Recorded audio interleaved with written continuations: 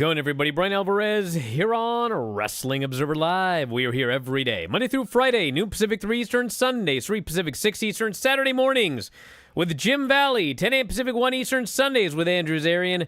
And it's Monday here on the show. You know what that means? We got a lot to talk about. Raw is tonight, but it's also today, right now, apparently. It is taking place, I guess, as we speak. Some people want me to watch it as I do the show. You want me to watch a show while I do a show? Have you ever done a show? I need to concentrate. And if I watch Raw, I'm going to be concentrating on this show. So if anything exciting happens, we will alert you. Otherwise, we're going to watch it tonight, and we'll talk about it tomorrow. We got a lot of things scheduled for the show. We'll tell you about those, as well as NXT tomorrow, and Dynamite on Wednesday. Dynamite has a world title match coming up on Wednesday. So we'll get into all of the news. I do want to start off by wishing the best to the friends and family of Vince Steele. Coastal Championship Wrestling announced on social media that Steele, nicknamed the Jurassic Juggernaut, had passed away at the age of 39. He was performing for Bree Combination Wrestling in New Jersey in a four-way bout. A medical emergency occurred, and he passed away. We are heartbroken to learn of the passing of the Jurassic Juggernaut. Our thoughts are with his family, his friends, and fans. Rest in peace, big man. You'll be forever missed. Cauliflower Alley also responded to his death. He had been wrestling since 2004, and in recent years competed for BCW, ACE, SWA, BTW, and CWA. So our condolences to friends and family of Vince Steele. And very sorry to hear about that. We've got the rest of the news today as well, including the New Japan Cup and plenty more. And if you want to text us, 425-780-7566. That is 425-780-7566. F4WOnline@gmail.com. F4W Online, Threads, Instagram, and Cameo. At Bryan Alvarez on X and Blue Sky. Back in a moment, Observer Live.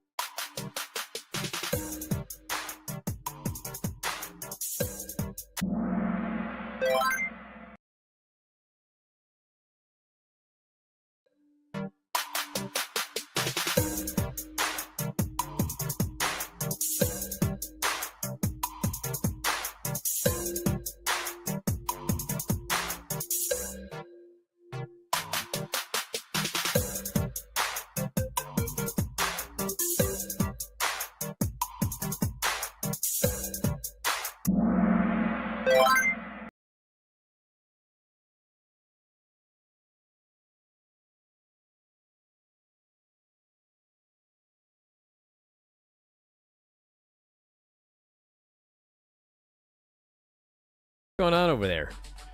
I'm watching this here Raw from Brussels, and no.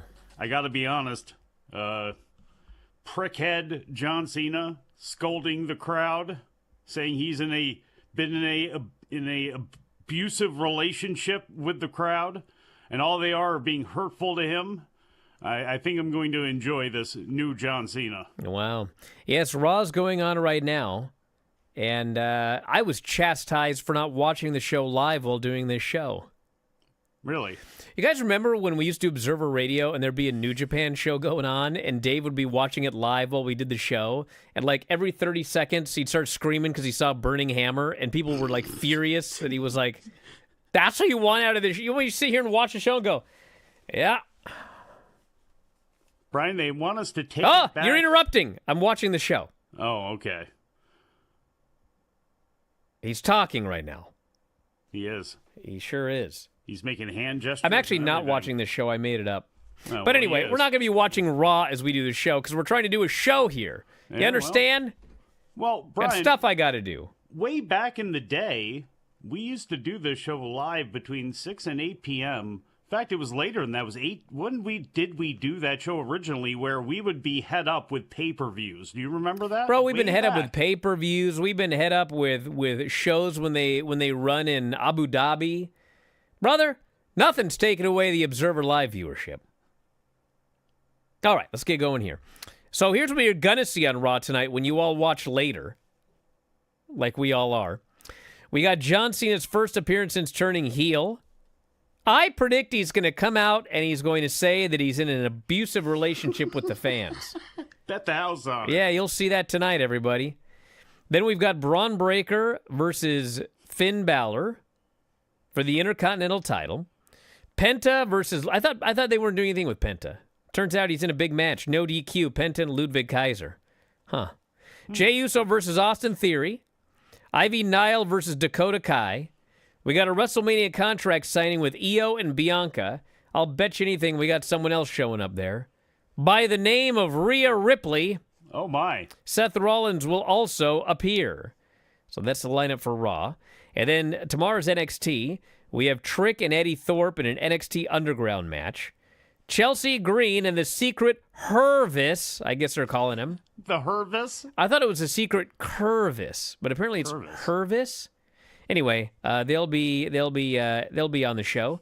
Chelsea's facing Sol Ruca for the U.S. title because Sol beat her in a tag match a couple of weeks ago. Ricky Saints versus Ridge Holland, and the family will face the Culling, who are the Virgin, the Driver, and the Dame. Yeah, which is a much better name, by the way, than the Culling. Can you imagine the family versus the Virgin, the Driver, and the Dame? That you can put on a poster. But the Culling? Huh. What does that make Sean Spears? Does he get a name or is he just the leader? He's just the head of the Culling. Yeah. He's the color. Then they're all the colors. Ah. Come on. Then we got the March 19th Dynamite, Wednesday, with Jon Moxley and Adam Copeland in a street fight for the AEW World Heavyweight title.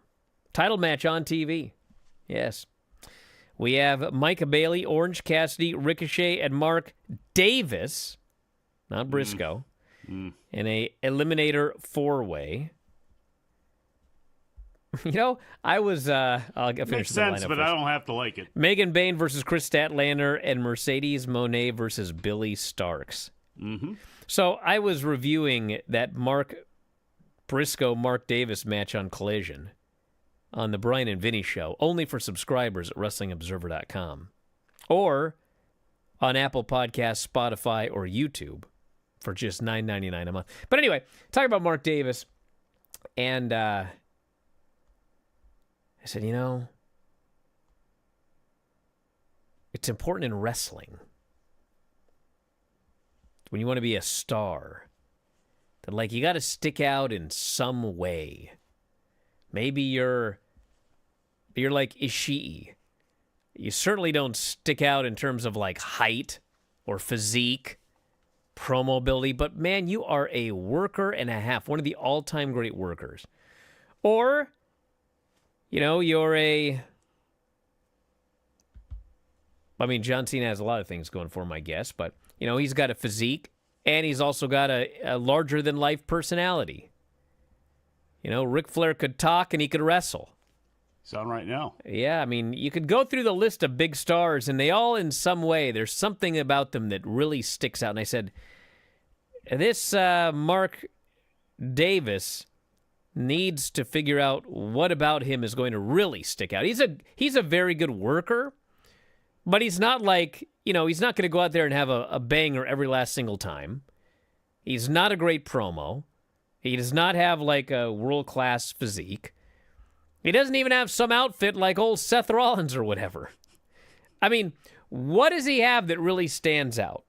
And I wasn't trying to be mean. I was just saying, like, you want to move on to the next level. What do you have that really stands out? And the answer with Mark Davis is nothing. Well, there's one thing. It's his big saddlebag ass, and maybe he can No, put on a stop. Mawashi like Rikishi and start doing that. Stop. So anyway, I was reading the thread on the board about the show.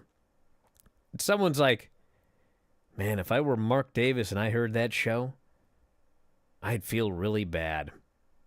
Like, are you trying to guilt me? Listen, I'm not here trying to be mean. I'm not trying to, like, ruin the guy's day. I'm sitting here like I'm watching the show, and literally we all had the same thought that I did. Why is Mark Davis beating Mark Briscoe and going to the four-way? Why would you think that? Well, because Mark Briscoe is a guy, that fella really sticks out in a lot of different ways. And he's going to bring a lot of life and excitement and fun to the four-way, and that was taken away from us in favor of Mark Davis. I don't have any problem with Mark Davis. At the same time, it's not my job to make sure that everybody who listens to the show feels good about themselves after listening. I'm not trying to make anybody feel bad, but I'm looking at reality. Do you understand, everybody? My job is to look at reality. And the reality is, Mark Davis needs to figure out something to stick out. What are you mad at me for? He can't come down to the ring for an angle in his pajamas. That ain't just it's not gonna fly. Okay? Something's got to stick out for us to watch the match and go, my God, thank God Mark Davis made it and not Mark Briscoe. Otherwise, we all think the same thing. So, yes? You know what else is not your job? What's to that? Make sure that he's over and to put him in a position where you want to care about this guy It's not my job, but I got to talk about this show. I got to talk about something. I know, but look, it is their job to do that, and it's his job to figure out something that makes him stand out, because you're right. Unfortunately, he doesn't stand out. He's not great on the mic. He has all of those issues. So what is it?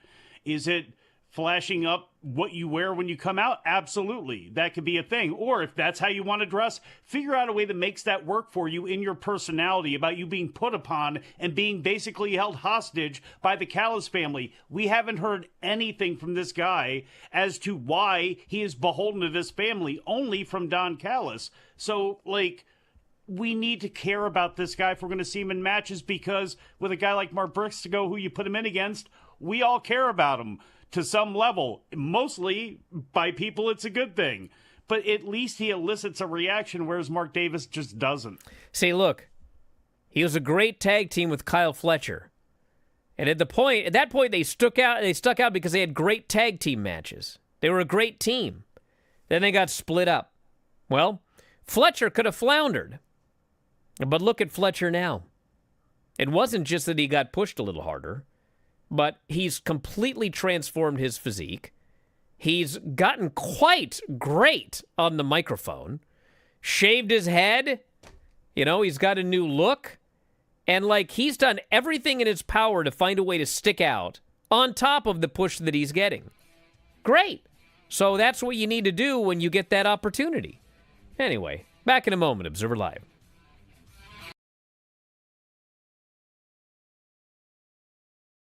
Just a quick note before this free video. If you click like and subscribe, I'd be very thankful.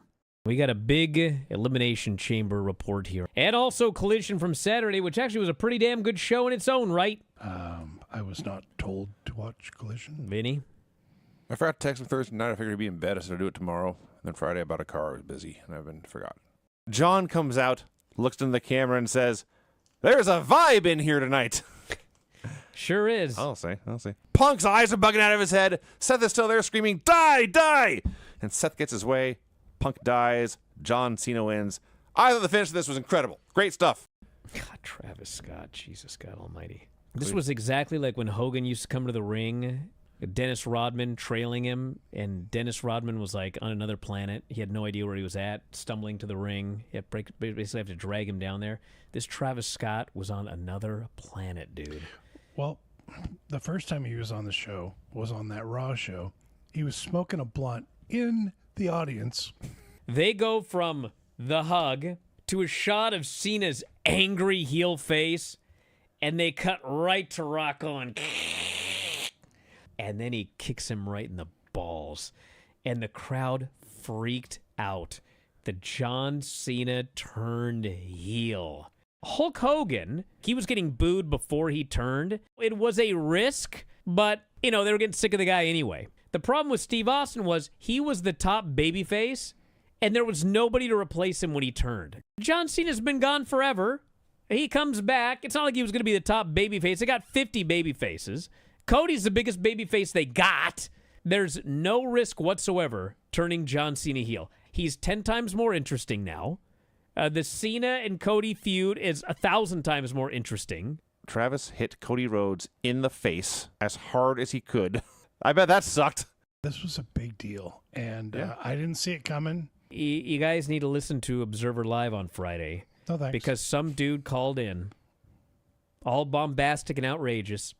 Do y'all think that John Cena is going to be the one that turns heel and joins The Rock as his champion? No chance. And I shot him down. I laughed at him. Wow. I said it's not going to happen.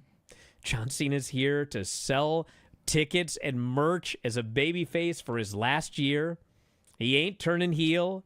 They need to make shirts for John Cena that just say, "Can you see me now?" I got to apologize to old Dwayne. I thought that guy was out of his mind. He got me. This is awesome. I cannot wait to see where they go here.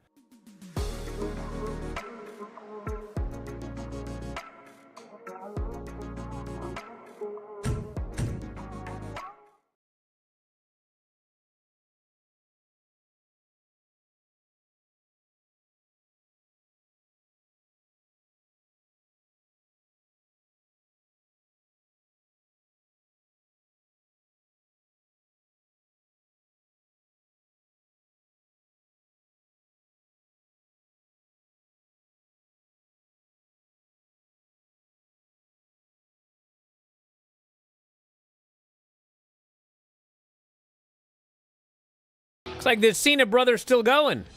And now Cody's coming out? We've got a special guest here. I brought it up to the bigger screen here. Wow. Cody is there as well, too. The bigger screen. So, cool. Yes, we because somebody still has to have an iPad in 2025. But, yes, so they are still going right now. This was going to be an easy crowd anyway. It was an easy crowd from what I saw on Friday night. I mean, they're in Europe, so they're going to go ballistic for the smallest little things. And this is just making it extra easy that they're filling up now a half hour of this show, and God knows they could go another half hour, and this crowd would not care. They're loving it. 2025 New Japan Cup, the finals, David Finlay and Shota Umino.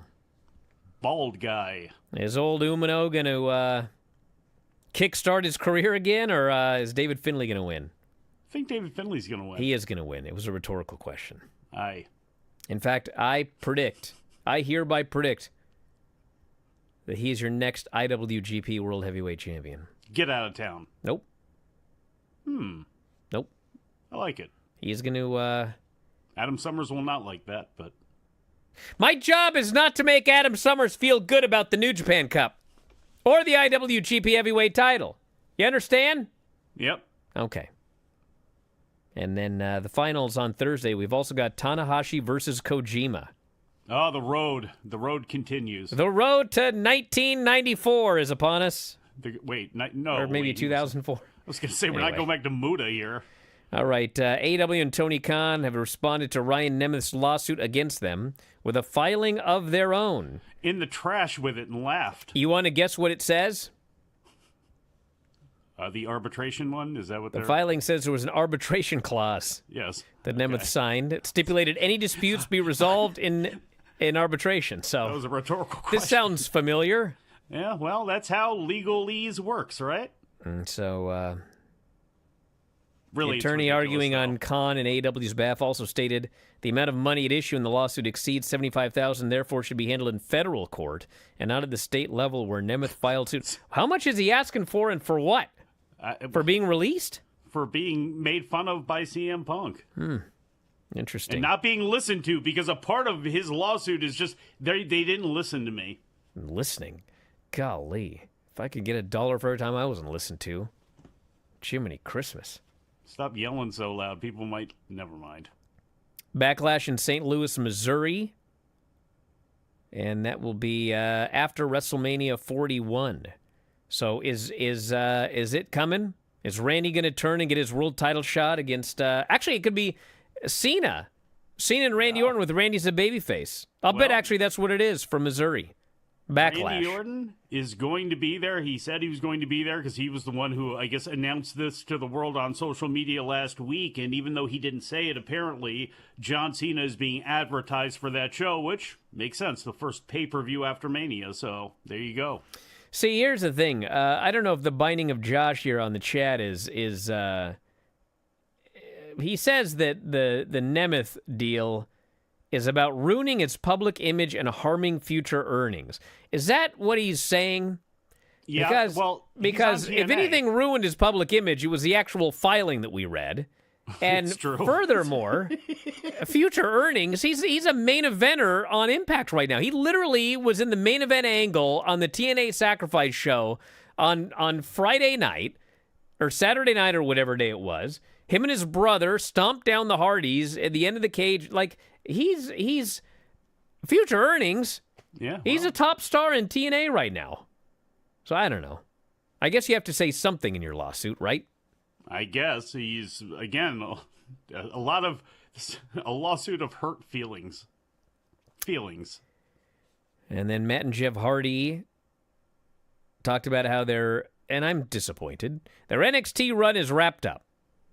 But they've got stuff on the schedule for WWE a little later on. Really down wanted the that road. Hank and Tank match, didn't you? No, it's obvious. It was like stupidly obvious where this was going, which was they face Axiom and Nathan Frazier for the TNA tag titles. They win. Then they do a rematch for the NXT tag team titles. Axiom and Nathan Frazier lose. And then you've got Stand and Deliver, put all the belts in a ladder match, and it's like, that's it. What could be easier than that? Nothing. So they don't look like they're doing it. But I guess that's that. Wednesday's Dynamite. 628,000 viewers. Largest audience since January 22nd. At a .16 in 18 to 49. And did I get the quarter hours for that Dynamite show? Let's find out. Because, let's see, March 12th? That would be it. All right, let's see what we got here. So, wait, that is Dynamite. Was Dynamite? That's not the Dynamite I'm talking about. Dynamite would be the 12th, yeah. Well, Oh, no, it is. Okay, all right. Okay, I looked further ahead than I needed to. So the show opened up at 750,000 viewers, which is very, very good. And then, do you guys remember what happened after that Kenny Omega promo? no.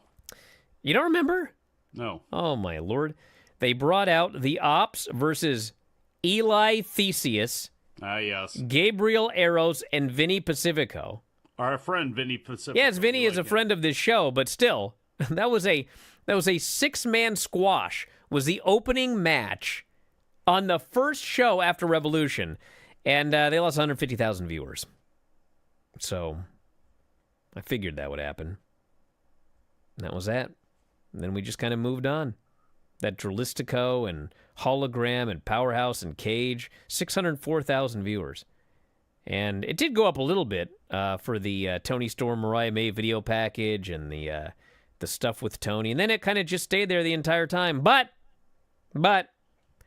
there was a steady decline after 9 o'clock. And did we not talk about this as well? They lost 50,000 viewers in the overrun because they went to a commercial right at the top of the hour. And we've talked about it many times. Every time they do that, it's a bad idea, and they did it. 32 minutes for that John Cena segment at the opening of Raw on Netflix. 32 minutes. And Cole and Graves are there. Yeah, Corey Graves is there. The only one that didn't go on the trip was old McAfee. Aye. Or as I like to call him, McAfee. McAfee. Yeah. Happy St. Patrick's Day, everybody. He didn't go. Hey, now on that chart that you had there, does it have the 90 days? Is that the WrestleNomics gimmick with the trend line? Because I have a question for you that actually is not making fun of you saying this doesn't include Max, because one would figure that most of the people that would switch over from regular cable over to Max would be people under the age of 49 years old, the 18 to 49-year-old demo. Has there been a noticeable drop or anything out of the ordinary from January until now, if that's there? No. Okay. So unless you believe that literally 0 people are watching on Max, then they have absolutely increased their viewership, because their 90-day trend in 18 to 49 was literally exactly the same. And in terms of viewership, from about, from 8:30 all the way until they did that commercial in the overrun, they were above the 90-day average. So they have seen growth, everybody, whether you like it or not. How much? I don't know, but they have. Well, they should get some artificial bumps, throughout the next couple of weeks too. I mean, I don't know if the show airs on True TV or not. I thought they were going to air reruns on that, but with the college basketball, the NCAA tournament taking place on TBS and TNT and everywhere else, any time that AEW programming is bumped up against that, they are going to get a swell of people in theory. Hey, that Penta that people were saying wasn't, he was like a jobber. He's wrestling. Who are these people? Ludwig now. I don't know. Every time I go in the chat, they're arguing about how WWE's dropped the ball on Penta. Not only have they not dropped the ball, but you're going to see Phoenix sooner rather than later. Which we told you, by the way, Phoenix are probably waiting until they get back from overseas, so I would not expect it tonight. How did they drop the ball on Penta? They actually got a thing where Chad Gable. Because apparently he wrestled on Main Event, and that's apparently to some people like the doom of somebody, even though it's actually not. Apparently this crowd is incredible. And we had 20 minutes of no commentary, I'm told.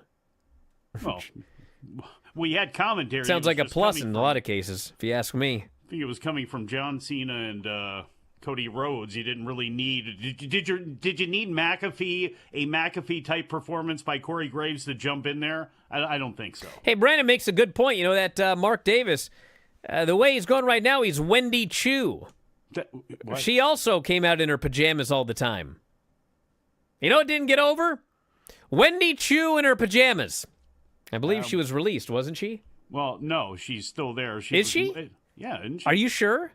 I'm pretty sure, isn't she? I thought they released her. No, that was Xia Li. Well, I mean, they released a lot of people, but I thought Wendy was in the cuts. Was she not? Well, if she wasn't, I'm surprised. Well, if she was, I'm surprised TNA didn't pick her right up and could have thrown her in there with Rosemary and the crew. She is still under contract. Well, there you go. Well, where the heck is she? Maybe hanging out with Tatum Paxley. Oh, this person says she's in Evolve now. I got it. Well, that makes sense. That's where Kendall Gray is. That's where they're putting against a lot of those folks that used to be on, what was it, the Level Up show and all that sort of stuff. Well, I mean, I don't know. Wendy Chu is far beyond. Like, as an actual wrestler, forget the stupid gimmick. But as a wrestler, the only reason she would be in Evolve is if they need some veterans to help carry the younger crew. Anyway, we're going to talk about Smackdown and some Collision after the break. Observer Live.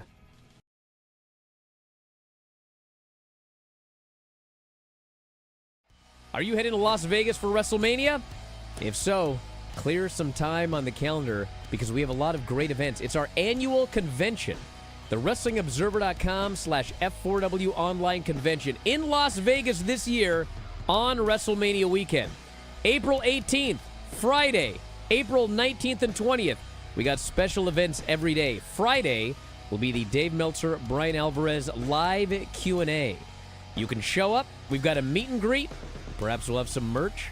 And you can ask us any question that you would like at the live Q&A. This will not appear as a podcast, a video podcast, audio podcast. You can only see and hear the Dave Meltzer, Bryan Alvarez Q&A if you attend live.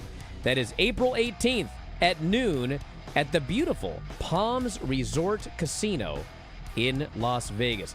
We will also have wrestling watch parties. Have you ever wanted to watch wrestling with Dave Meltzer? 2 wrestling watch parties coming up that weekend, as well as 2 after parties. What is an after party? It's exactly what it sounds like. After WrestleMania, both nights, you'll be able to come back to a suite. I'll be there, Dave, a bunch of other friends and subscribers, and you'll get to party. We'll have alcohol, food, and more. These are the after parties after WrestleMania Night 1 and Night 2. If you want to go, you got to buy your tickets now. Tickets available for everything at f4wonline.com/Vegas. Easy. f4wonline.com/Vegas. Did I mention we're going to have a group dinner at Texas Day Brazil? It's an all-you-can-eat steakhouse, all-you-can-eat steak. I hear some of you right now, I don't eat meat. Doesn't matter. They have the best salad bar you'll ever see. Texas Day Brazil. You can grab your tickets for that meet and greet / dinner as well. Where? f4wonline.com/Vegas. See you there.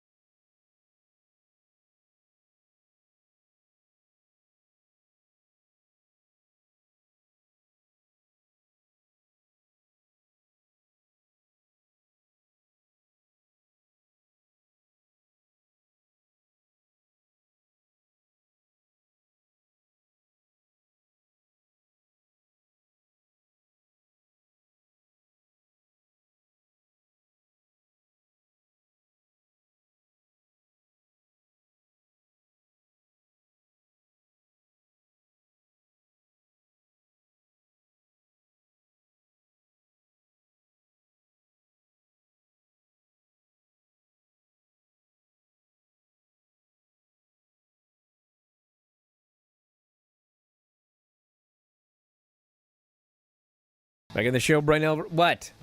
This Penta guy seems to be pretty over. No. Job guy. Dropped the ball. Yeah. All right, we got to talk about a couple of shows from this weekend. So, let's see. We had Smackdown, which actually was a pretty decent show because the crowd was awesome. But it's too long. So we had an LA Knight, Jimmy Uso, Solo segment to set up a 6-person. Which was Solo, Fatu, and Tama versus LA, Jimmy, and Strowman. And ended up with Strowman pinning Tonga. And then they did a big angle afterwards with everybody. And Fatu ended up crushing poor Strowman with 3 PMEs. They will rematch again next week. And man, these people love that Fatu. Cheered him like crazy. We had Jade doing a promo where she basically explained the reason that she never contacted Bianca. This is the story. Is that she saw Naomi running away after her attack. And at that point, as soon as she saw Bianca teaming with her, she just couldn't trust anybody. And actually, I think at the end of the day, she's going to be proven right, because I don't know if I trust Bianca either. I was going to say, I like it for this reason. Naomi, she saw running away. Well, all Bianca had to do was put some neon on, and maybe that was it. And Bianca still, to me, has been very heelish. And obviously with Io and Rhea, somebody's got to play that role a little bit. But I still think that we're going to see either at Mania or after Mania, it's going to be Jade and Bianca, with Bianca being the heel. We had Charlotte and B-Fab, which Charlotte obviously won. Who came up Not with a the very good idea where match. Charlotte hasn't wrestled in a match since 2023? Why B-Fab? Why B-Fab for the first opponent, for the always calm and even-handed when things go slightly askew Charlotte Flair? Always calm and even-handed. Well, Charlotte makes sure the world knows you trying to messed be up. nice about that. Was what happens there. She and Randy Orton, And then amazing. Tiffany ran down to make the save, and they had a wild brawl that went through multiple segments. It was a good brawl, but we didn't need them to brawl for 15 minutes on one show. You could have split this in half and did another half of the brawl next week, but that's what they did. You have 5 hours to fill. Cody on Miz TV just destroyed Miz and then said he'd see Cena on Monday. And in fact, he did. He did. He did. Damian Priest and Nakamura was a DQ finish, which was a horrible finish, but they're trying to protect Nakamura to give him a rematch against LA Knight. Damian Why? Priest obviously isn't doing a job. I don't even know why they put the match together, to be honest with you. And ended up with Drew coming down, or he raked Priest's eyes, beat him up, left him laying, and then beat him up again. There's that famous spot. Beat him up, beat him up, beat him up, leave. But come back and beat him up one more time. I'm so sick of that spot now. And he beat Just him. talking about it makes me upset. And he beat him. Chelsea promo. She has. They're doing Zelina versus Piper next week. Zelina has to go through security to get a shot at Chelsea, which is a simple way to do it. Randy Orton and Carmelo Hayes. Randy beat him with the RKO out of nowhere, and then RKO'd him again after the match. Then Kevin Owens showed up, pulled Melo out of the ring. They had a big brawl. He pulled Randy out of the ring, posted Randy. So it was a good segment overall. When is Carmelo going to evolve? Oh, my God. Carmelo's doing fine. I know. He's doing fine. And He's look, not going to there's- beat Randy Orton. I know. He had but a great best of 7 where he won half the matches against... Yeah, but he was a geek throughout a lot of that, too. He's been portrayed as a geek the entire time, which, look, does give him something if he goes back down to NXT. Bro, he's less of a geek than, what's-his-face? The Acclaim guy, Max Oh, well. Caster.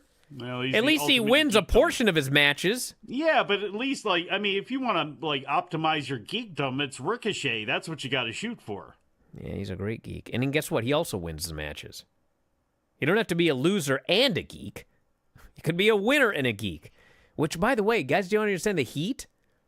What heat is... Okay, hold on a second. Go ahead. This Max Caster thing. Mm-hmm. You go to school, and there's a guy that's like a geek, okay? He's a geek, all right? You're on the soccer team with this geek, okay? And, he sucks at soccer, too.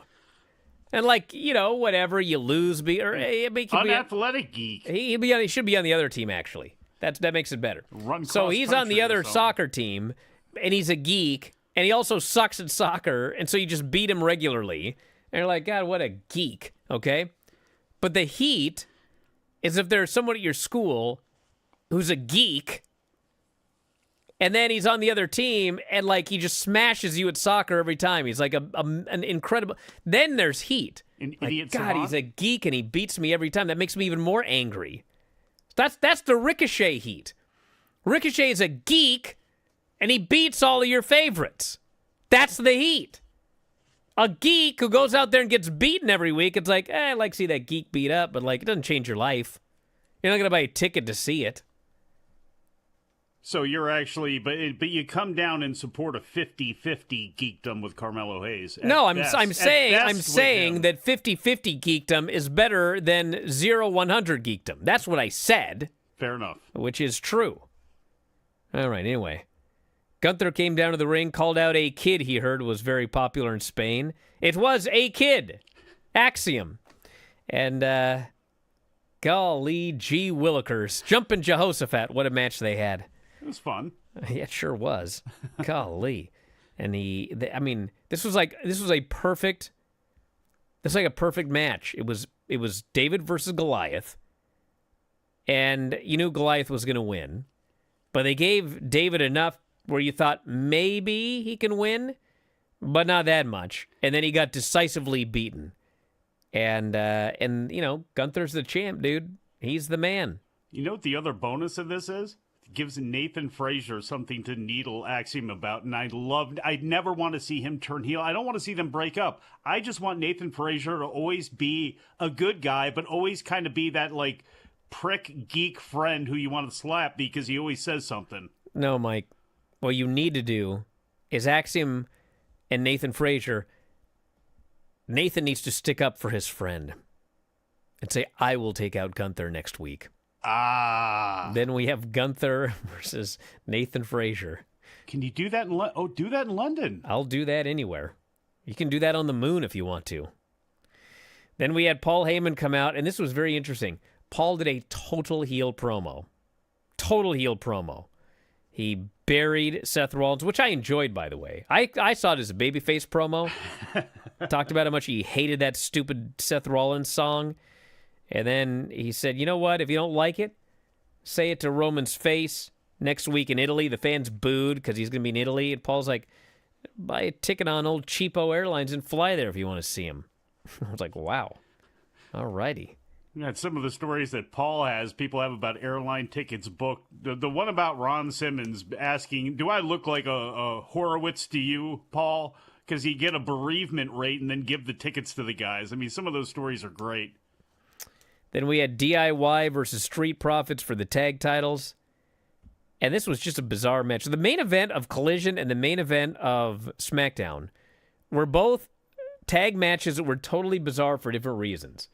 The Collision main event with Undisputed Era versus FTR, you had two great teams who messed up every last single spot for the first half of that match. And it was like a comedy of errors, a literal comedy. Nigel is crying on commentary. He's laughing so hard at all of these botches in this match with these two great teams. This match...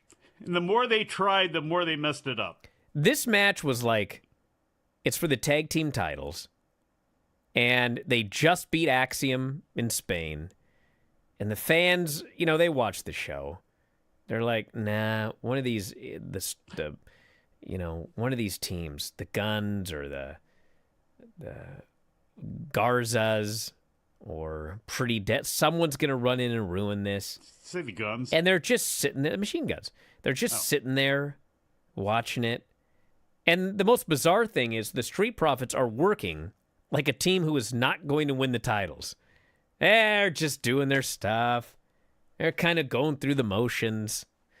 I'm like, bro, they only get 8 minutes of TV time. So anyway, no one's into this. The wrestlers, the crowd, whatever.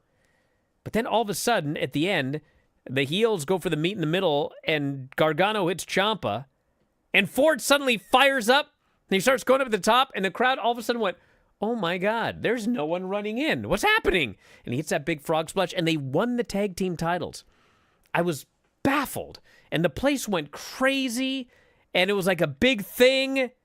And I was like, that was the most out of nowhere title change for so many reasons. But they're the champs now. So I still expect a 5-way at WrestleMania. Oh, absolutely. Which, with the Machine Guns in there, kind of takes it to a little bit of a different level, too, with the fact that they are so great at orchestrating those types of matches. So I'm looking forward to it. They got a title change on, the first TV show of the tour. And look, the Street Profits are better than just hanging out with B-Fab doing nothing. So I like this. All right, so then for Collision, we had Ricochet beating Shibata with his feet on the rope, so he's going to the 4-way. We had Powerhouse Hobbs. This was just bizarre. So Hobbs faces Griff Garrison of the Crack House. I was pretty sure they said the Crack House. No, the frat party or something. The Frat House. Frat House. But it's Griff Garrison and Preston Vance and Jack Jameson. So Powerhouse Hobbs goes in. He beats Griff. The other two guys try to interfere. He beats them. So he's beaten all three men. So then the match is over. And now the three men go after him. And he needs, babyface to run out to save him. I was like, why did you bother? We literally just saw him beat up all three men by himself. But it looks like we'll have a 6-man. Why? I don't have. Powerhouse Hobbs. We gotta fill time. He beats them again. He kills all three of them again after the match, and his friends come out and they laugh with him and they hang out. Like, why did you bring Powerhouse Hobbs back if this was the course you're taking him on? Look at all these people LOLing because I called it the crack house. Like, that's such a... Bro, the guy's name is Speedball Mike Bailey. Why can't they be the crack house? Doesn't need to be a drug reference. Maybe they're getting old. Cracking. Anyway... Can we retroactively put that name on New Jack and Balls Mahoney? Mark Briscoe lost to Mark Davis. So now he is in the four-way, this Mark Davis fellow. We talked about this earlier. We had an excellent Swerve promo about the championship match with Moxley. We had Shane Taylor Promotions versus Hologram and Top Flight. Can't wait to see them quarters. Megan Bayne beat Thunder Rosa and then destroyed Tony afterwards. So, like... Shivani? Everything that they did was like by the book what you want to do to build a challenger. But the problem is she's still an emotionless statue. And so, you know, they did the right thing, but there ain't one person on this planet, not one, that thinks Megan Bayne is beating Toni Storm. Not even Megan Bayne herself? I mean, maybe she does, but she would be a fool because she's not gonna. Have confidence. You don't have any charisma right now. Have confidence. And then FTR and Undisputed Era. FTR won. It was interesting because they did a spot where they hit the Shatter Machine. And they hit it on Roddy, and then, it got broken up. So normally when they do something like that, they hit the move on the other guy to pin him. Nope, they hit it on Roddy again. They were really mad about all those botches earlier, I guess. But anyway, they pinned him. And it is Daniel Garcia versus Adam Cole for the TNT title next week with everyone banned from ringside. Everybody. Must be a clean match. Back in a moment, Observer Live.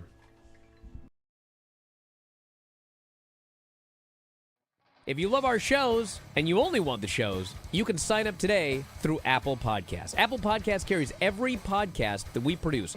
Over 84 podcasts every single month. And you can get every one of them at a touch of a button through Apple Podcasts. The easiest way to check it out is to go to f4wonline.com/Apple. In fact, we have a free trial. Free! You pay nothing. Check it out, and if you enjoy it, the service is just $9.99 per month. And if you think about $9.99 divided by 84 podcasts, it's just pennies per day to sign up through Apple Podcasts. So check it out, f4wonline.com/Apple. That is f4wonline.com/Apple. Try your free trial today.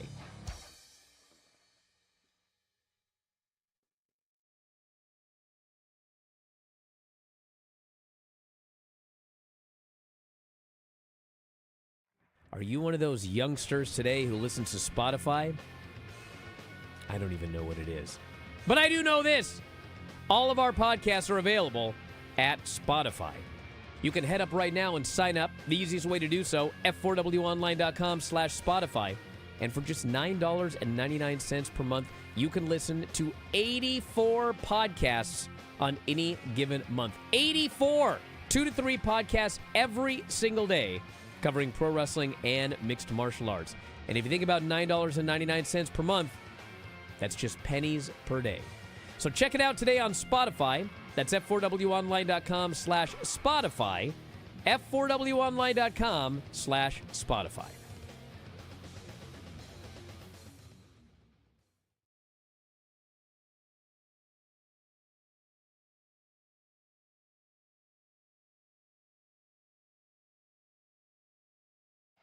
If you love this show, you should consider signing up at WrestlingObserver.com.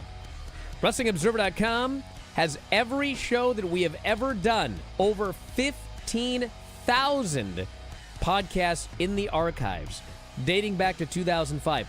Searchable by show, searchable by year. Perhaps the first show you ever watched was 2008 WrestleMania? Well, you can head into the archives and you can find the podcast we did, all built around the 2008 WrestleMania.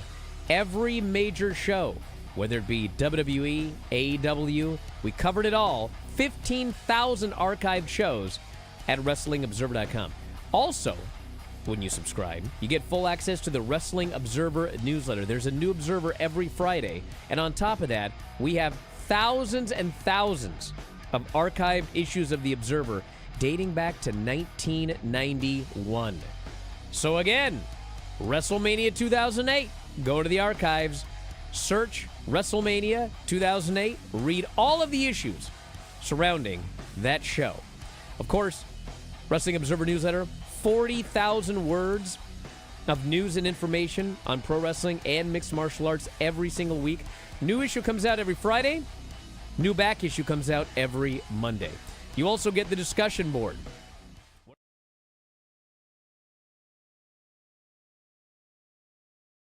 Well, we're back, but it's time for us to go. Oh, There's still hours of Raw left for you to watch, my friends. And tomorrow in this program, we'll review it, all of it, all 32 minutes of that opening segment, which somebody on the chat said was cinema. cinema. They said it was the most cinematic thing WWE. This first half hour of Raw is the most cinematic thing I've ever seen from WWE. I find that hard to believe. But we'll see. I'll give anything a chance. Really? Will you wear what American Made is wearing right now? I heard it was something else. It is truly, Yeah. it is truly special. Well, we're going to, hey, who won that Penta match? I was doing the show. I didn't see. You want me to I thought we were rewind supposed back? to be paying attention to find out all this stuff. Well, would you wear this 10 years of F shirt that Finn Balor's got out now? 10 years of F? F is what it says, yes. Penta 1, huh? Well, there you Penta go. 1, how about I'm that? telling you, this guy right here, do the Eddie thing. Lie, cheat, and steal with Dominic Mysterio. Babyface. It's almost time. Penta Telling 1. you. How Can you believe it? How did he ever win? I don't know. I thought he was buried underground. I did too. Anyway. Hey, we got to wrap it up. I'll get back later on tonight. Wrestling Observer Radio, myself and Dave. We were up last night as well. And you can get all of these shows as a subscriber at WrestlingObserver.com. We got a half-off deal right now, F4WOnline.com/new. That is F4WOnline.com/new. Or subscribe on Apple Podcasts, Spotify, or YouTube. Get all of the pay-per-views at just $9.99 a month. What a deal. Check it out, and we'll be back tonight for more. Thanks for listening. Wrestling Observer Live.